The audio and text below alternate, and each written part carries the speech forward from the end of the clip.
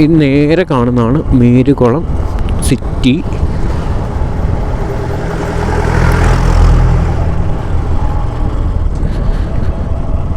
ഒരു ബസ് പോയി.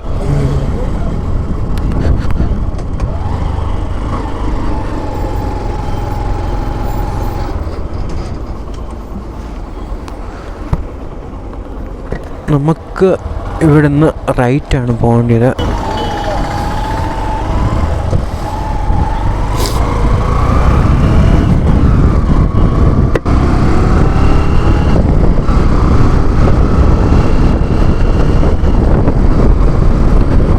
ഇനി ഇവിടുന്ന് അങ്ങോട്ട് നല്ല അടിപൊളി റോഡാണ്.